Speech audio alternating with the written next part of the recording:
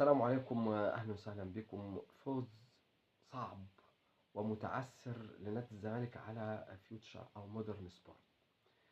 ليه مودرن فيوتشر بيلعب ماتش الزمالك بس؟ لأن ملاك نادي فيوتشر أهلاوية، وبيجوا في ماتش الزمالك بيعملوا تحفيز مادي غير طبيعي. يعني انت ليك متأخرات عشان الهزائم، مش هديك كل متأخراتك.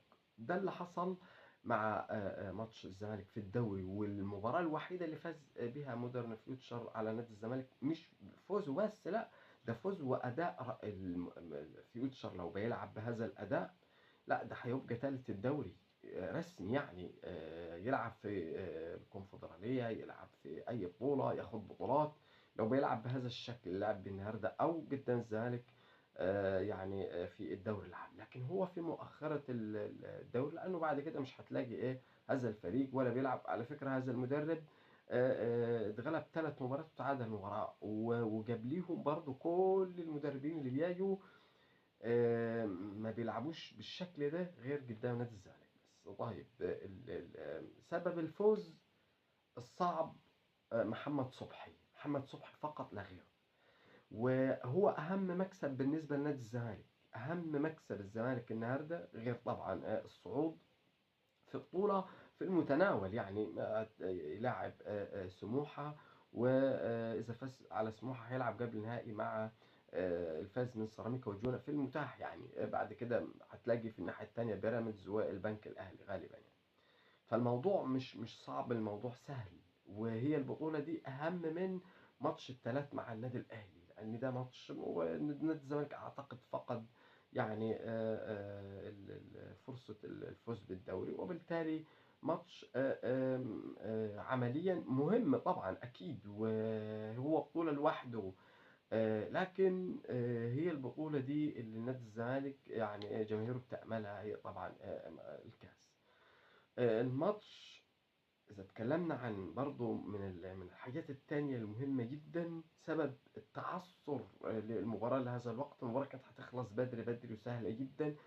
شلبي، وأعتقد شلبي خلاص، مصطفى شلبي المفروض نادي الزمالك من السنة القادمة خلاص استغنى عنه. ليه؟ لأن شلبي أضاع فرصة لأسيست نجم المباراة ونجم نادي الزمالك ونجم مصر كلها، عبد الله السعيد. عبد الله السعيد لاعب كرة، لاعب كرة قدم. يعني تقدر تقول إن من 10 15 سنة هو أفضل لاعبي كرة القدم في مصر. يعني بدون نقاش. شفت الاسيست اللي لعبه، انفرد خد الكرة. عارف ماتش بيراميدز نفس القصة في آخر الشوط الأول، وكرة انفراد زي كده لو كان جابها أصلا الزمالك يعني ما كانش هيتغلب 3-0 من بيراميدز. في حاجات بتحصل في الماتشات اللي زي كده، تفاصيل بسيطة بتأثر على سير المباراة. 2-0 للزمالك لو كان جاب الهدف في الشوط الأول خلاص مودرن سبورت ما كانش هيلعب بهذا الشكل. معنوياته كانت هتقل، كنت هتلاقي ان الزمالك كمان دي في الثالث والرابع. شفت كده سبب اللي حصل النهارده كله. المباراة الصعبة، وان الزمالك يلعب 120 دقيقة بإرهاق، هيعاني قدام النادي الأهلي ده أكيد. هيعاني من هذا المجهود الكبير والفترة البسيطة مع أريحية بالنسبة للنادي الأهلي، ده هيحصل. لكن اللي هيفرق مع نادي الزمالك من معنوياته العالية بعد هذا الفوز الصعب. والمكاسب اللي هو أهم مكسب النهارده يكون محمد صبحي. عندك حارس عملاق للمستقبل نادي الزمالك. لو إن عواد بيلعب الزمالك كان هيطلع رسمي، لأن عواد اللي كان بيلعب في الماتش اللي فات، والفريق ده بيلعب على تحولات الكرة والنقلات البينية الطويلة اللي بتعمل انفرادات على طول. كان مركز بنسبة 100%. ده غير الصدات، على فكرة حتى في هدف التعادل صدى يعني خرافية، سوبرمان. محمد صبحي صد. وعلى فكرة كان الهدف الثاني برضه في الشوط الثاني كرة صعبة جدا، يعني عكس المكان بتاعه صدها بكل قوة محمد صبحي. بالإضافة لأربع خمس كور يعني خد مكان الليبرو انفرادات وأهداف لو عواد. طبعا عواد حارس ممتاز، وخصوصا في الكرات الجريبة وكده يعني. لكن الماتشات اللي تلاقي الفريق متكتل فيها ما تلعبش بعواد، لأنه طلوعه للكرة بصراحة بيبقى كارثي. لكن طلوع صبح النهارده في غاية الامتياز بصراحة يعني. إذا اتكلمنا عن مشاكل بيسيرو، أول حاجة محمد حمدي لاعب لا يرتقي لنادي الزمالك. يعني محمد حمدي ده ما يلعبش في نادي الزمالك، لا ده يبتدي بيه. ومحمد حمدي الكارثة التانية بعد زياد كمال اهو. الكارثة التانية الغريب ان ازاي الناس دي بتقتنع ولا لمسة صح. وعلى فكرة كل مرة امكانياته ضعيفة، ثقته بنفسه قليلة جدا، لاعب اقل من الزمالك. إذا اتكلمنا عن مصطفى شلبي فهو خلاص المفروض لا يرتقي، وكويس هو فضل كده وطلعه.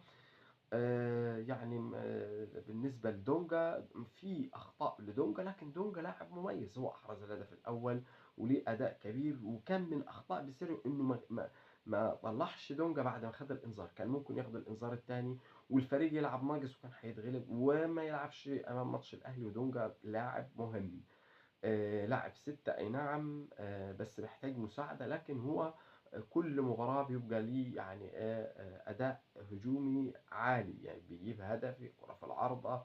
يعني لاعب وسط ملعب مميز، يعني بعيدا عن آراء الجمهور. أكيد أفضل اللاعبين عبد الله السعيد، أكيد ناصر منسي اللي هو أفضل لاعب نادي الزمالك مع عبد الله السعيد. أثر كان في شد طبعا موجود لماتش النادي الأهلي. أكيد ناصر ماهر، ناصر ماهر مش موجود. ناصر ماهر مش هو ناصر ماهر. ناصر ماهر في وعود للنادي الأهلي بعقد خرافي، فبدأ يعني يسمع لهذا الموضوع. وفي اتفاق كده مع حسام غالي على عقد تجيل يعني مع النادي الأهلي. عشان كده انت مش شايفه أساسا. بتتكلم عن الجزيري. الجزيري ملهوش غير ماتشات، تقدر تقول ماتشات الأهلي أو ماتش كبير يحجز بس في، يعني ممكن يعمل لك مشكلة، يعمل قلق فقط لا غير. لكن انت كنت نزلت بحسام اشرف من بداية الشوط الثاني بدل الجزيري اللي كان سيء وبيوقع في التسلل بشكل غريب. عبد العزيز السيد ده حكم ضايع، يعني مش حكم مميز. وهو حكام مصر كلها يعني بصراحة في منتهى الضياع. نادي الزمالك لما جبت الهدف كان المفروض تجيب الهدف الثاني على طول. التراخي والاستهتار، وبعد كده في مصيبة كبيرة جدا مع بيسيريو، اللعب بالكرات الطولية. ما انت لو بتلعب 1 2 وبتلعب من تحت وبتلعب الكرة السهلة، تمرير للاعبين، مفيش هتبقى هجمات. لكن انت شتت العب كرات طولية، شتت، فالكرة بترد عليك بهجمة وكان الخطر مستمر. ده للأسف الشديد. المفروض أنت بتبني من تحت وبتلعب من تحت. أنت فريق كبير، ده أنت يا راجل، ده أنت جايب هدف في نادي الأهلي من 40 تمريرة، 3 دقايق للنادي الأهلي مش عارف يستحوذ. معقول بتلعب بهذا الشكل أمام مودرن سبورت وتشتت الكرة بغرابة؟ الكرة في ثواني بترتد هجمة عليك. ده من الكوارث. مش هقول يعني بالنسبة للفيوتشر حاجة غريبة، يعني ما مش هقول هارد لك، لا، ان انت ليه مش بتعمل اللي عليك؟ ليه مش بتلعب كل المباريات بهذا الشكل؟ ايه يعني انت كنت في مكان تاني خالص. إيه؟ لا، انا بشوف فيوتشر مودرن مش بيلعب بهذا الشكل اطلاقا. يعني هما ماتشين اللي لعبهم السنة دي، ولو في ماتش تالت امام الزمالك هيلعب برضه بهذا الشكل. التوجه حاجة غريبة طبعا يعني بصراحة. اذا اتكلمنا عن بيصيروا في مشاكل، ان شاء الله هتكلم عن يعني مباراة القمة بإذن الله.